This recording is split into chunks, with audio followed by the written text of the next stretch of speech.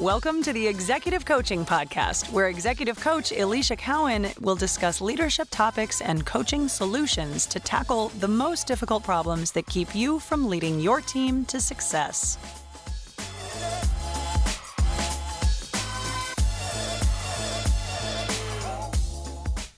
Hey there, leaders. It's Alicia Cowan. Welcome to episode 84. It is late January as I'm recording, and this week it is so cold across the country.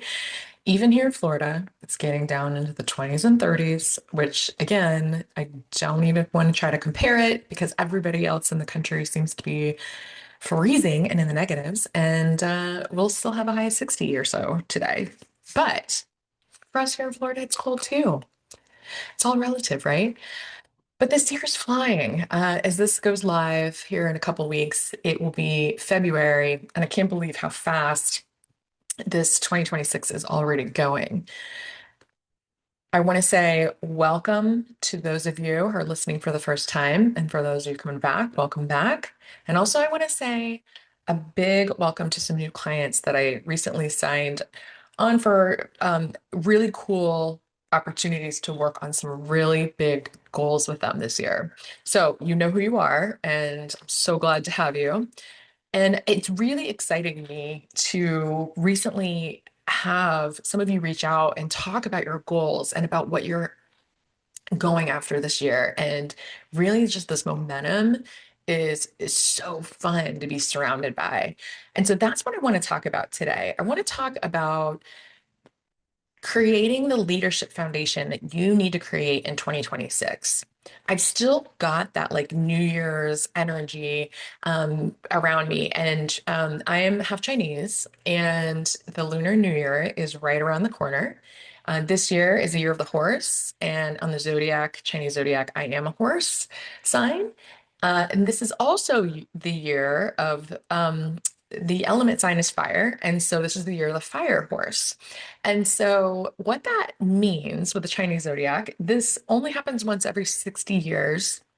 There is a lot of forward momentum and a lot of initiative that can be taken this year. And so that kind of momentum, I have felt it. And when I heard about this, that this is happening this year, I was like, wow, that makes a lot of sense to me. And so whether you believe in that or not, totally fine. But I am choosing to believe that this momentum is going to work for me this year because I am feeling it internally. So let's talk about it. I want to talk about setting your foundation and setting up your executive presence and your leadership foundation for 2026. Okay, so we're going to carry through some of that momentum that we started in the beginning of the year. So let's set the stage here. So I want to talk about talent. A lot of executives that I come across and that I interact with, they're not failing because they lack talent. A lot of people, when they get to the executive level, it's because they are talented and they have skills and they have been accomplished to get themselves to that level. And not diminishing any of that. But what can happen at times is some leaders at the executive level can stall out because they stop intentionally developing at that level. This is a really tricky level to be at because when you get to that executive level, you are expected to have a certain level of leadership and skill set. And of course, you should and do, right? That is normal. However, it's not always expected that you have these gaps that you're continually to work on and focusing on yourself, and to be able to surround yourself with people that are helping you move the needle and grow. And so I want to offer that to you this year and to talk about how do you really set the stage for yourself to continue to be coached, to be developing, and to be growing. So 2026, this can truly be like a reset year to think about this and to prioritize this and not just another turn of the calendar. And I want to encourage you. As a reminder, when we're talking about executive presence, it's not just coming across as polished and speaking and sounding and looking a certain way.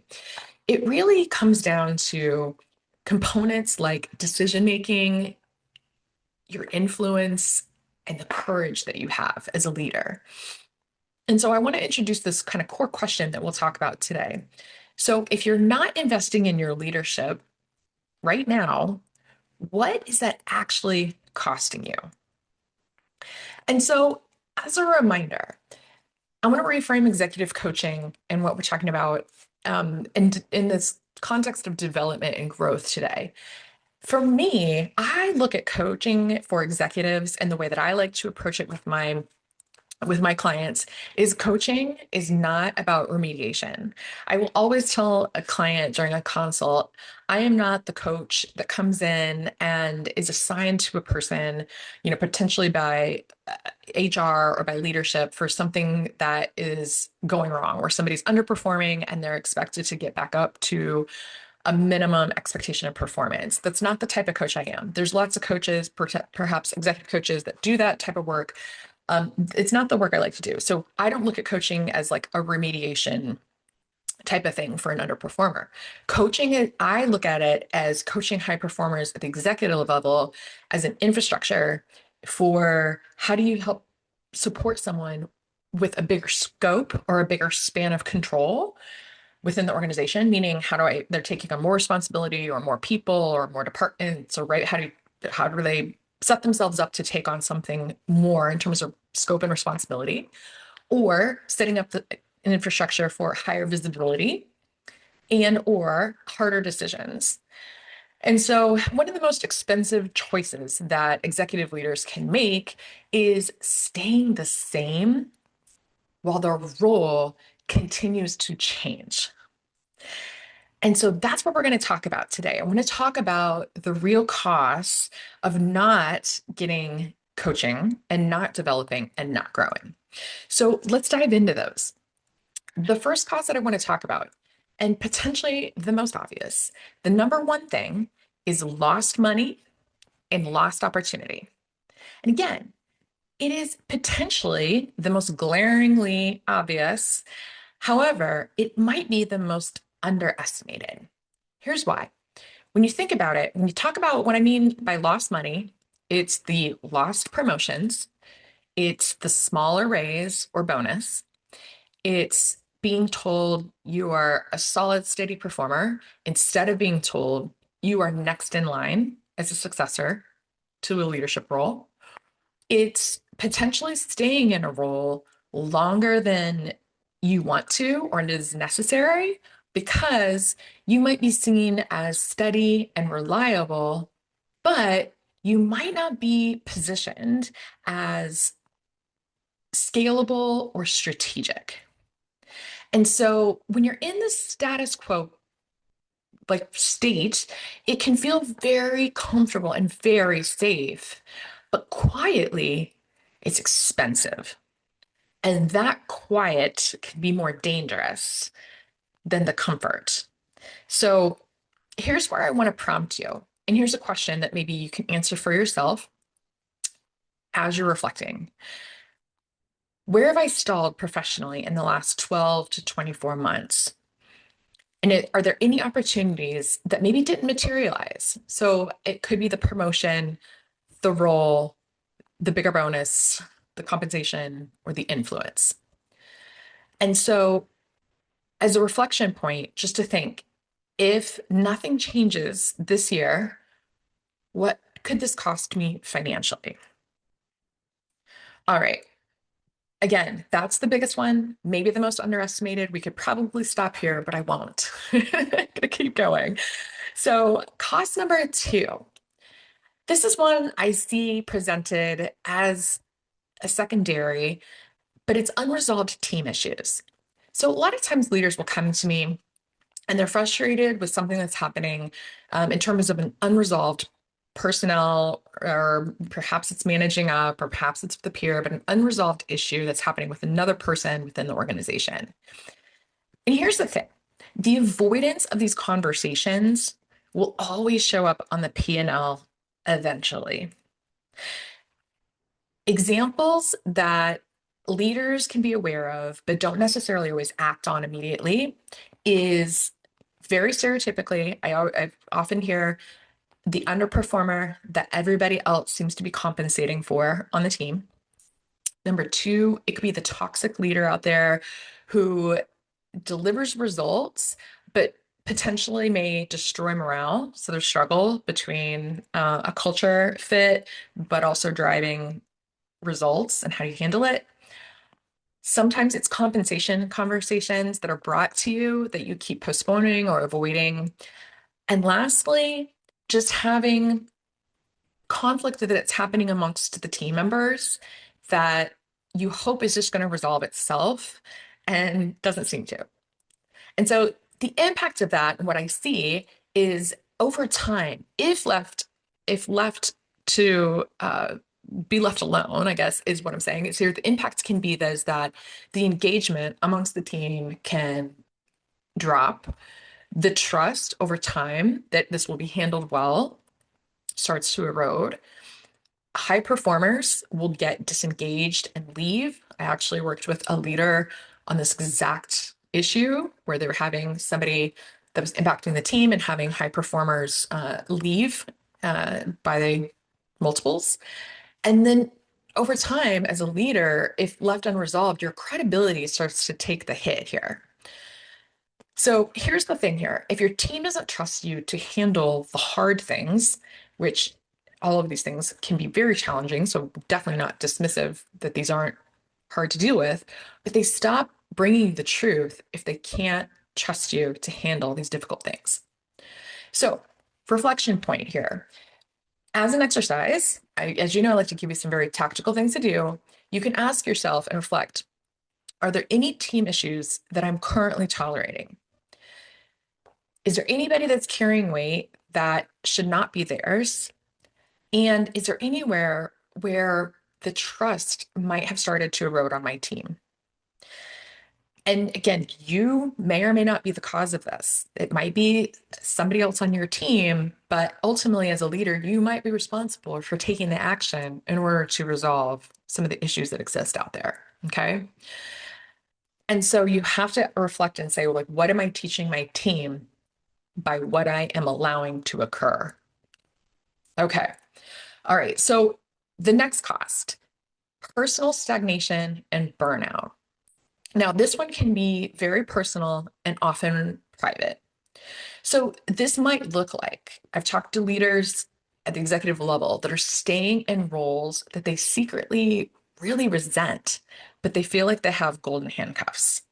They might be feeling stuck in the role, but at the same time, they've been wildly successful. So it's sort of this double-edged sword, and it's really difficult to see objectively what the next move or what the next step might be. And the role of leadership can sometimes feel very heavy instead of energizing. And so if you are playing smaller than you're capable of, and you're not raising your hand, you're not going for the bigger role, the title, the partner role, and not believing that you're ready, even if you are, these might be the signs of personal stagnation and or burnout. So, burnout doesn't always happen from doing too much. Sometimes it can happen by doing too little of what actually matters to you. Okay. So remember, burnout, again, I think at times we believe it's just like that we're at the max and that we're doing all the things, but burnout can also come from your emotions and the emotional exhaustion that you might be carrying by not listening to yourself and how you're currently feeling in your role. So here's some prompts again for reflection. If any of this sounds familiar, you can ask yourself, how does leadership feel to me right now? Do I feel energized or does it feel heavy? You could ask yourself if you feel like you're still learning, you're still stretching, you're still growing. And you could ask yourself, is there anywhere that you feel like you're playing smaller than you're actually capable of? And bottom line is, if there's any part of yourself that you're not fully bringing to your leadership, and why? All right. Next and last, the big cost of indecision. This is the silent drain that a lot of executives ignore. So here's what I mean. If you are in limbo about a decision point, and it could be, should I stay? Should I go? Should I make a move? Should I make this decision? Should I act? Should I not act? Right? Any of those indecision points where you're having these open loops in your mind, it can really consume you. The indecision that we have, these open loops, they take up mental bandwidth, they take up cognitive load, and they take a lot of emotional energy. And even if they're not in the forefront, they definitely derail our focus. And so, open loops and this cost of not deciding can absolutely overall contribute to that burnout that I was just talking in the last point. So, I want to reframe this and say, a clear decision, like a clear yes or a clear no, is actually better than this chronic like hesitation. And I will say this, a lot of leaders that I help with the coaching aspect of this, coaching and looking at indecision and looking at decision points and helping a leader pick a path helps leaders think more clearly, helps them build the muscle and the habit of like making decisions faster, and helps people act with conviction. And so a lot of times with the decisions, people need somebody to bounce their thoughts up. They need a thought partner. A lot of times there's not somebody internal that can help with some of the tougher decisions. And so coaching can help that. And so these indecision points, they are not neutral at all. They're actually super expensive. Again, those open loops cost time and money. They cost resources. So again, last tactical reflection point for you is here's a couple of open-ended sentences that you could use as a reflection. I've been putting off deciding about blank. Insert anything that you've been putting off a decision on. This decision is costing me blank. Is there anything that you're not deciding that's costing you time, energy, resources? And third, the clarity I actually need right now is blank. What do you need clarity on? Okay, friends, those are the four major costs that I see by, again, not focusing on helping yourself grow, lead, develop to get the coaching that you need, to get the purpose, to get the focus. So let's put this all together. We are in 2026, and I firmly believe executive presence and this growth as this foundation for you in this year, it can be built. It doesn't have to be inherited. It's not something that you were either born with or you're not. Executive presence to include this focus on your leadership, on your growth, it can be the outcome of building these skill sets like self-awareness, like building your skill set of strategic thinking, like building confident decision making, and all of this by being willing to be uncomfortable. I always say this, leadership is just building that muscle over and over again through the courage to be uncomfortable in these situations. And so 2026 is your year. This can be the year for you to say, to stop asking, am I good enough? Am I doing enough? Am I leading in a way that I feel proud of? And then start asking yourself, what kind of leader do I want to be known as? Okay, 2026, friends, this is it. And if you want something tactical to close this out, one-page commitment. You can write a couple of more prompts to reflect on for your year. And you could use these prompts. One decision that I will make in the next 30 days is fill those in. One conversation that I'm going to stop avoiding is fill in the blank. And one investment that I'm going to make in my leadership, my growth is.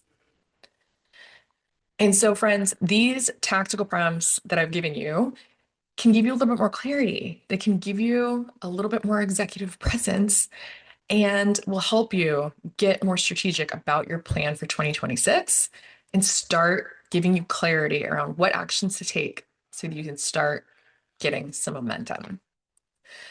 All right, friends, I so appreciate you taking the time to think about your growth in 2026.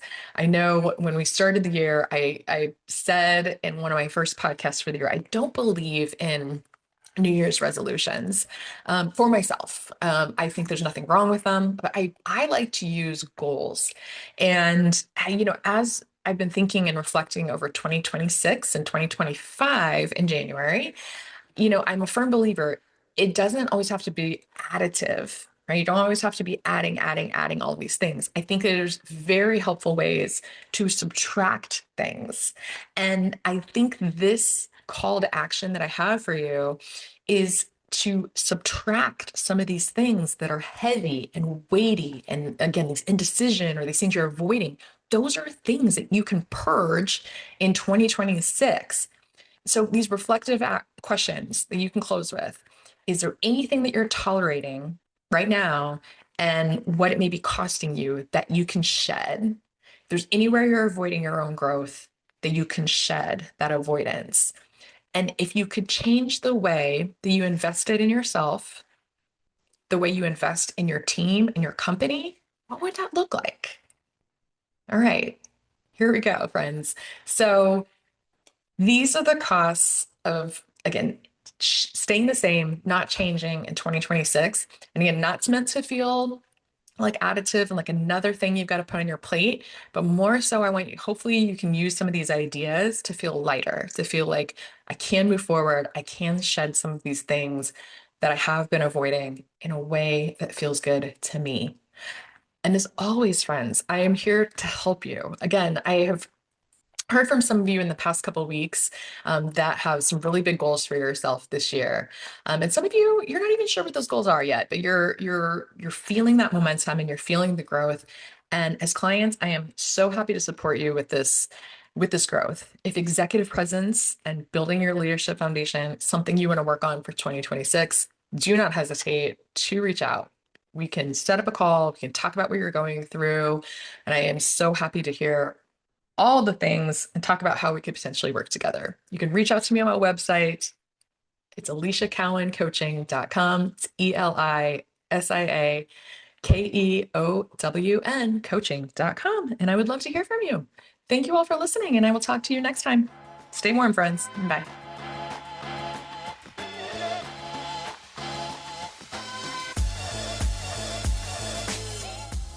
Thanks for joining us for this episode of the Executive Coaching Podcast with Alicia Cowan. If you're ready to have an executive coach who's ready to help you lead your team to success, then book an introductory call at EliciaCowanCoaching.com/call.